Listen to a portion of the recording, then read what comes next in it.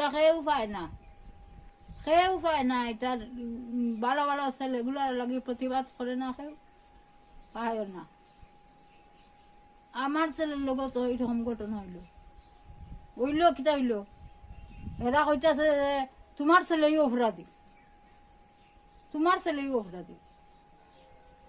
আর কি বিচার পাইলাম? বিচার তো কিছু পাইলাম না।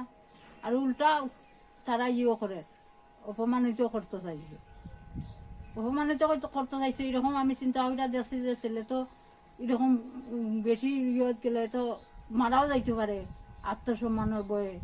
তো এর কারণে না আমি এরপরে সারিও দিলাম, লোক সারি আর ক্ষমাও চাইলাম, ক্ষমাও চাইতে লাগবে। নমস্কার বন্ধুরা, আমি পৃথ্বীরাজ।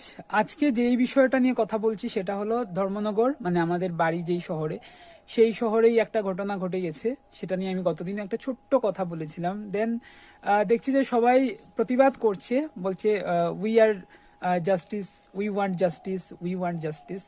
জাস্টিস হবে না, কোনো জাস্টিস হবে না। কারণ আমি ভালো করে জানি যারা আজকে প্রতিবাদ করছে, প্রতিবাদের ভাষা তুলছে, চিৎকার করছে, তারা সত্যি জাস্টিসটা চায় বলেই করছে।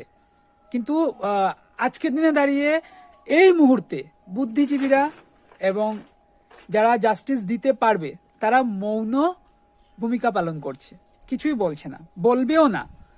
তারা মৌন ভূমিকা পালন করতো না যদি ওই ছেলেটা প্রসেনজিৎ সরকার জাস্টিস চাইতো। তারা তখন ওর মুখ বন্ধ করার চেষ্টা করত, যেটা আমার সাথে হয়েছে। ঠিক আছে, আমি এইরকম একটা পরিস্থিতিতে পড়েছিলাম।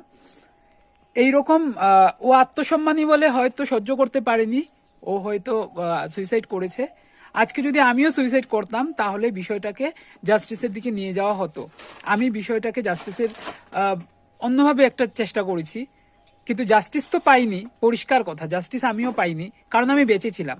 আজকে সে মরে গেছে, তাই সবাই জাস্টিস চাইছে। আমি আরো একটা কথা বলবো, মরে যাওয়ায় হয়তো জাস্টিস চাইছে, জাস্টিস হয়তো সে পেয়ে যাবে, কিন্তু যে প্রাণ হারিয়েছে সে যেমন প্রাণটা পাবে না, ঠিক সেইভাবে যার মায়ের কুল খালি হয়েছে না, সেই মায়ের কুল আর ভরে দেওয়া যাবে না কোনো জাস্টিস দিয়ে, কোনো টাকা পয়সা দিয়ে।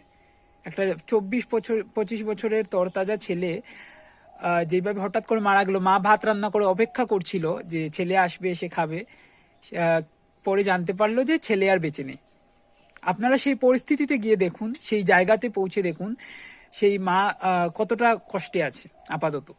কিন্তু সেই কষ্টটা হয়তো কোনোদিনই ভোলার নয়। যারা এই ঘটনাটা ঘটিয়েছে, যারা এইভাবে, এখন তারা বলছে আমরা তো চিনি না কে প্রসেনজিৎ সরকার। ঠিক